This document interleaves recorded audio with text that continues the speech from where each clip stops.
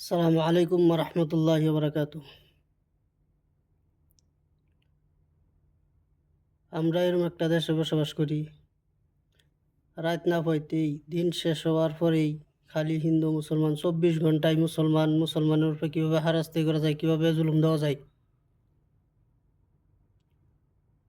আসামের মধ্যে এরকম একটা জালিম সরকার, খালি নজরায় কীভাবে মুসলমানদের কষ্ট দেওয়া যায়। একটা রাজ্যের চিফ মিনিস্টার হয়ে হেরা এইগুলা মন্তব্য দিতে পারে।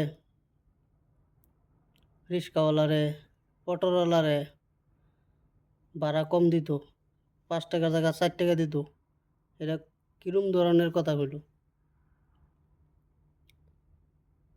একজন মুরব্বী হইয়া, এরা একটা রাজ্যের মুরব্বী হইয়া শরম থাকা উচিত ছিল।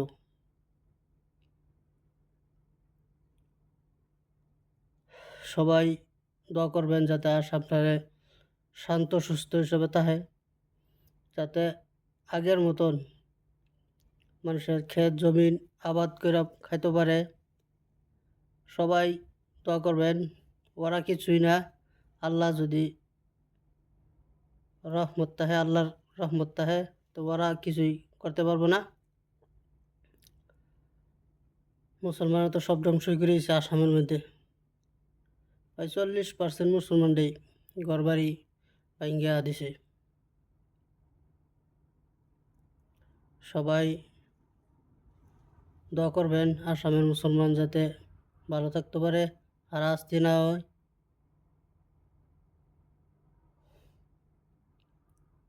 দুঃখের বিষয়, যে দেশে আমরা পূর্বপুরুষরা দেশ স্বাধীন করছে, দেশের আগবাগ হিসাবে আসিল, সেই দেশে আমরাই এখন জুলুমের শিকার।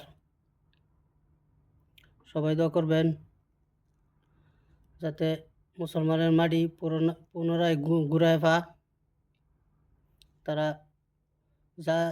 যে হালত আছিল সেই হালত থাকতে পারে যেন।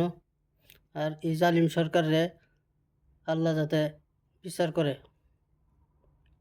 ফেরাউন, নমরুদ কত আইসে গেছে, এরা তো টিকতে পারে নাই। আল্লাহর কাছে কিছুই না, যেরম করব সে এরমই পাইব। ক্ষমতার বড়াই বেশি দিন থাকে না। পদের লোভে মানুষকে এত হারাহাস্তি করাটা উচিত না।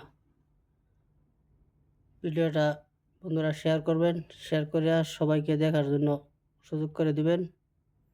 সবাই সুস্থ থাকেন, ভালো থাকেন। আসসালামু আলাইকুম।